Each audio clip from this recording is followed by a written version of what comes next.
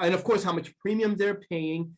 And in whole life policies, one page you need, if you can only get one page, you need the table of guaranteed values, right? And something called paid up life policies. You got to determine if that's a kind of whole life they have, meaning, man, I'm only going to pay this for 20 years and I'm done with it, right? Now, that's called Vanishing Premium. Just give you a little bit of a history. From 1980 to 1995, in that 15-year period, sorry, a 25-year period, insurance companies sold policies on the basis that after a certain period of time, typically 12 years, the customer will no longer have to pay these policies. They no longer have to pay the premiums on these policies, right? Now, that was because in part, what was happening with the premium? It was accruing, right? They were overpaying it. So so it was considered an investment that they overpaid, right, into what's called a dividend in life insurance. Now, eventually those dividends, quote unquote, the overcharge of premium, pay the premiums in the future. Clients literally think, right, and they don't know any better, it's not their fault, that once I'm done paying this, I'm no longer ever going to have to pay because they're nice. They're taking care of my premiums. Now think about it. If you're 40 years old, you got a whole life policy, you only have to pay for 20 years, you're 60 years old, and you live to the age of 90. You know what the cost of insurance is at 70, 75, 80, 85? Dante, what is it? You're close in that age. What is it? Right? But it's high, man. It's huge. Right? And the reality is that how can an insurance company, knowing that the cost of insurance at that point is astronomical, still cover you guaranteed? It just makes no sense. Right? So what started to happen is all policyholders realized that there was that the premiums would obviously triple, quadruple, and all of a sudden their rates fell.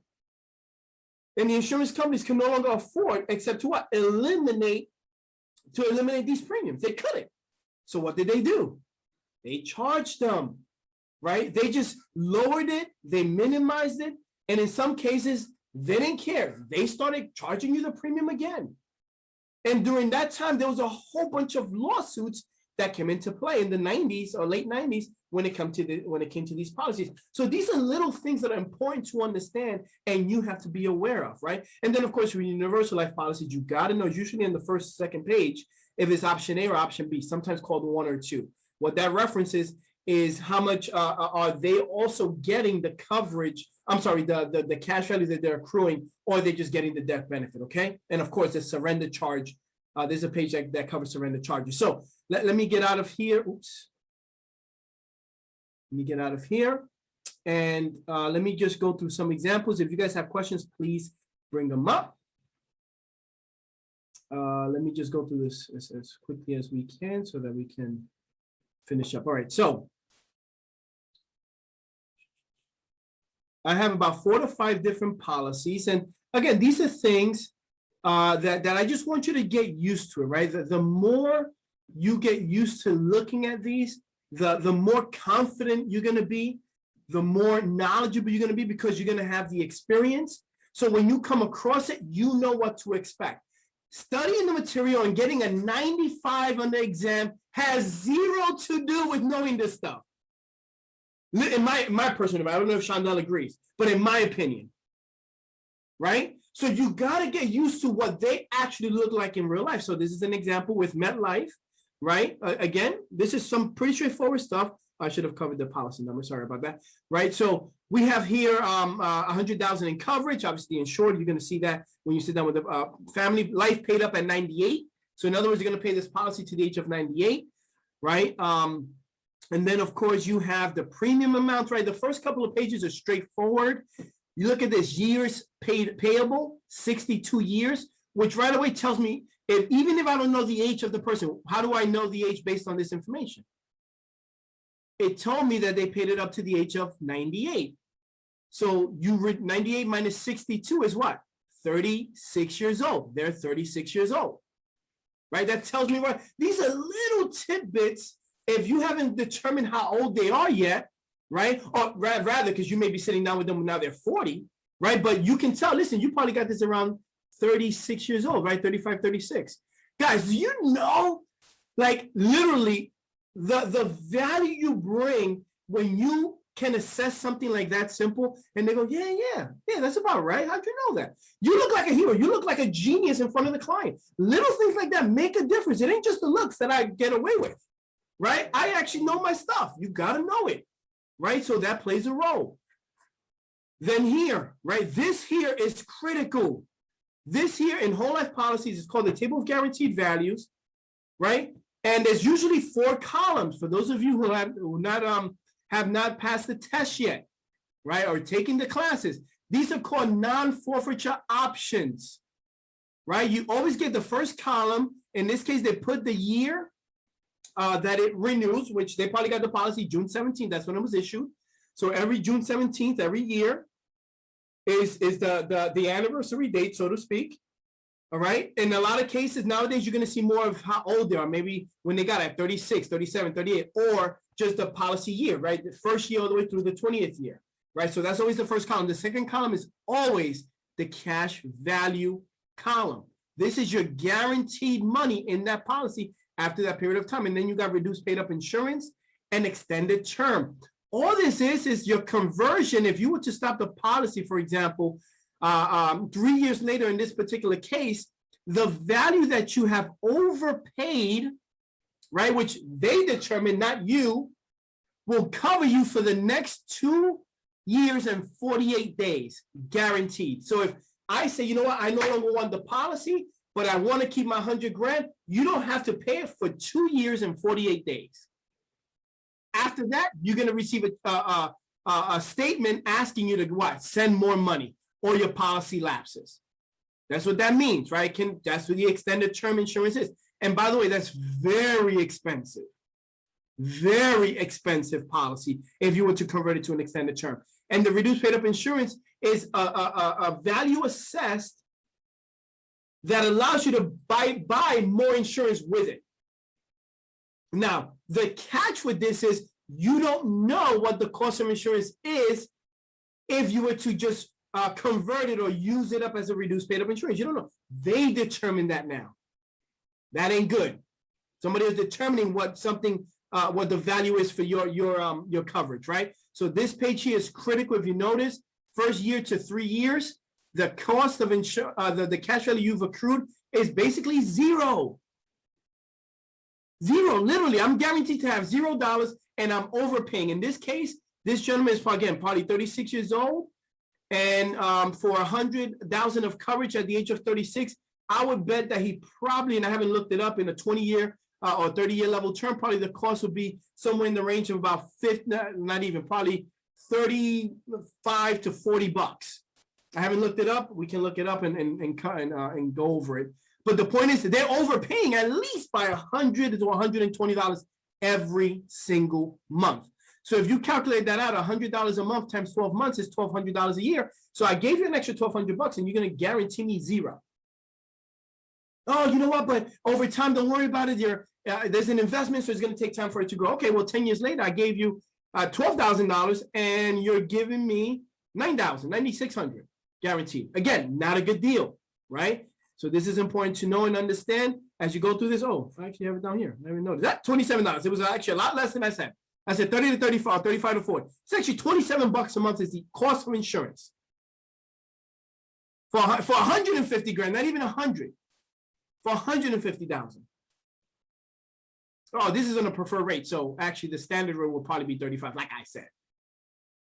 Right? So again, that's an example of a policy you need to look at right now. Here's another one, another example. I feel like Khaled, and another one. Right? So this one here, right, is a National Life Group Insurance. Okay, $125,000. Effective date, June 19th, 2015. Right? They were 39 years of age. This is all vital, important information. Okay, when they got it. Now, this is a universal life policy, right? Let me see something. Hold on a second. I want to check something. Virginia State Insurance Department. Oh, it's right. Duh.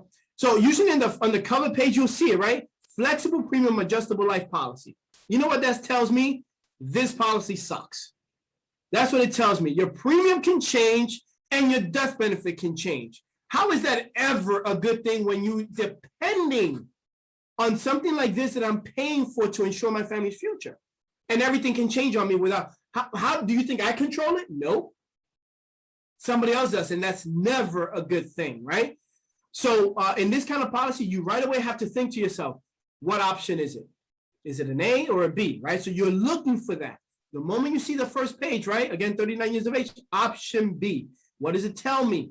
Right now, in most cases, option B always references that they get the cash value as well. That is so important, guys, to know. Why? I have made a mistake in the past where I tell a client, no, you have a cash value policy. You're never going to get the death, you're going to get the death benefit only. You're never going to get the cash value. And they fight you. No, I'm going to get the cash value. And then no, you're not going to get the cash. I'm telling you, man, it doesn't work like that. Shaq told me you don't get the cash value, right?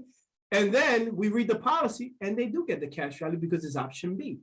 I've done that. Guess what? I've lost all credibility with the client. I don't care if the rest of the policy is horrible. In their eyes, I have lied or I don't know what I'm doing, which is worse in my opinion.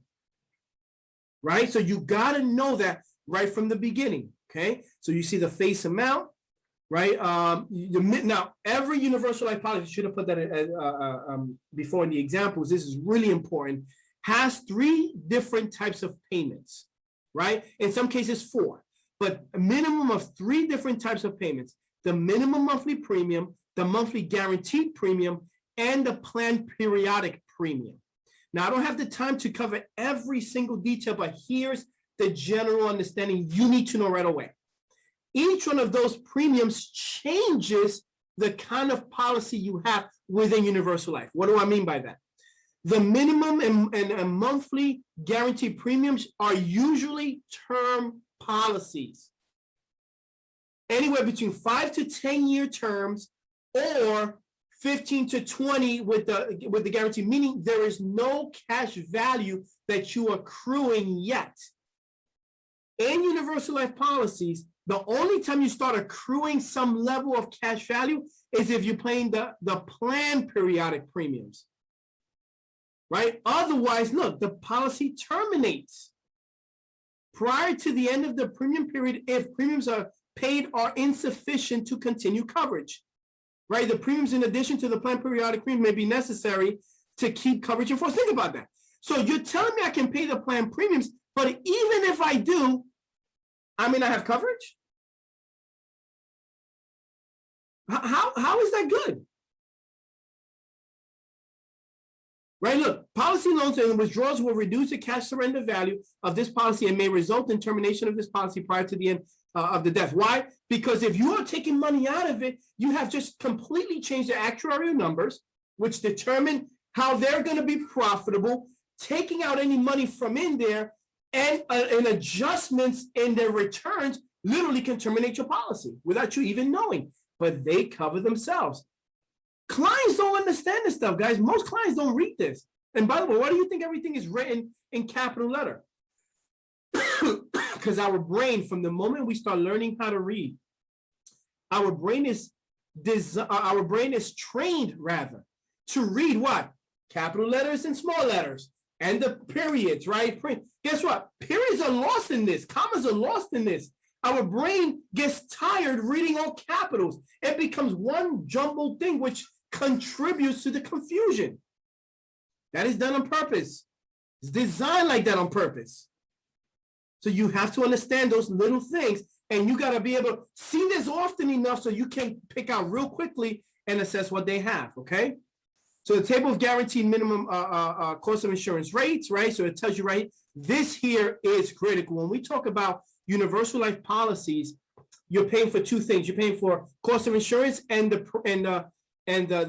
premium is going towards the cost of insurance, and part of it is going towards a savings vehicle. Well, the cost of insurance is here. They have to have this table, have to by law. And what it says is every single year, your coverage, the coverage stays the same, but the cost of insurance goes up.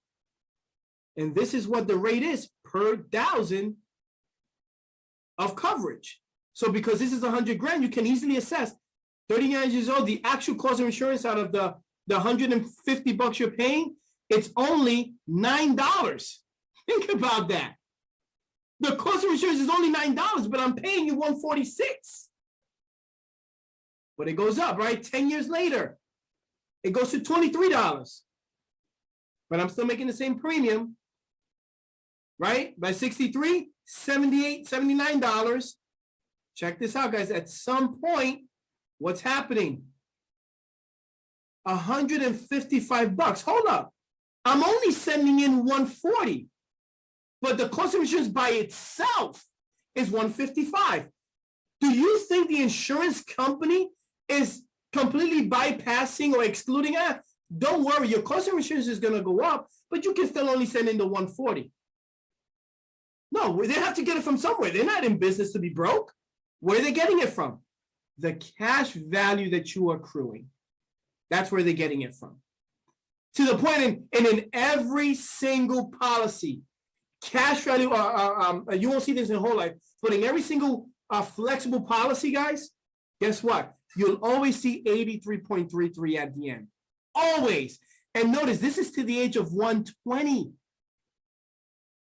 You'll always see $83. Now, and this works every single time. And guys, you will look like a genius if you actually tell them this before you even see it, before you see their policy. I bet you by the time the policy matures, which is typically 100 or the age of 121 nowadays, the cost of insurance is going to be $83.3333 for every single thousand in premium. If you calculate this out, and anybody can do it right now, $83.33 a month, per thousand, right?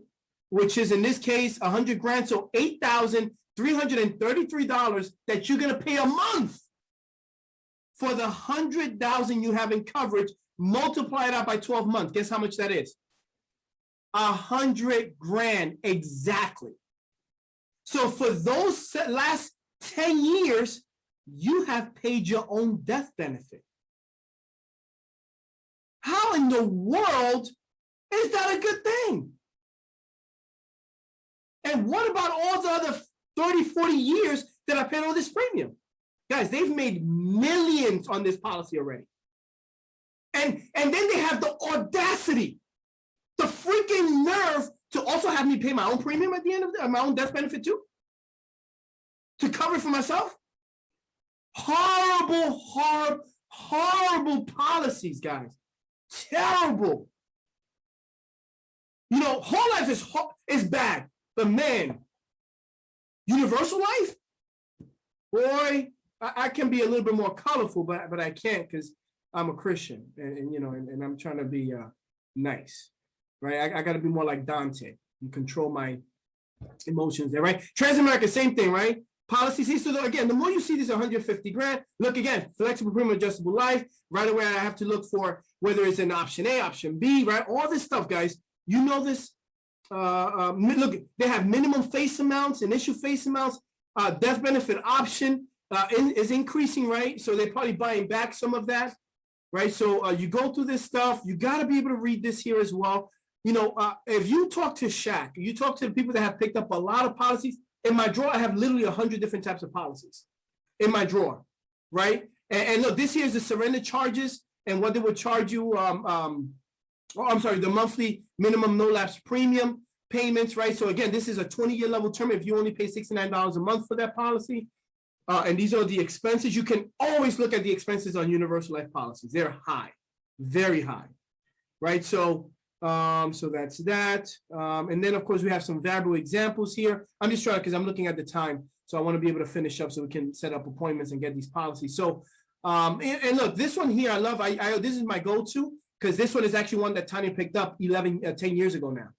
And I'll just briefly cover it. Gentleman was 41 years old, got it in 2010. Tanya sat down with him in 2011. He's paying for $100,000, $75,000 of coverage. He was paying $183 on a monthly basis, right? His cash value page was here. And right now with us, we gave him $350,000 of coverage for $49 a month, Dante. So we gave him literally 3 times the coverage for $50 a month. We told him he invested $100 a month into a Roth IRA. We recently looked at his Roth IRAs 10 years later. His guaranteed cash out was going to be $14,000. He has $24,000 in his Roth IRA. So if he passed away, his daughter, who's the beneficiary, gets not only $350,000, but the $24,000 in his Roth IRA on top of it.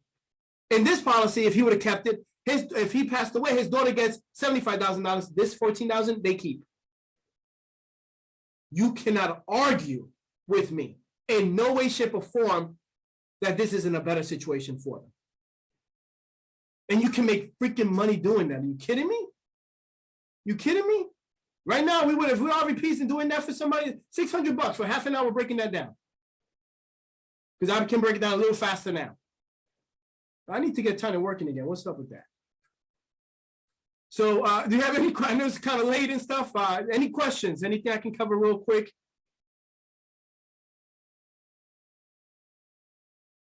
The complete gall. Come on, Josh. I didn't even know you knew that word. Get your boy, Chandel. Guys, listen. Couple of days left. I don't know if Chandel wants to finish up. She can. Couple of days left. Man, let's go out and close hard, man. We have until Tuesday, right? Tuesday at 6 o'clock for the time being. Let's go out and close, man. Chandel? Yeah, awesome. Great job, Gabe. You killed it. Thanks, guys, so much for getting on. And we'll see you all throughout the week. Have a good one. Dante, my man. You still look young. I'm just messing with you. Bye.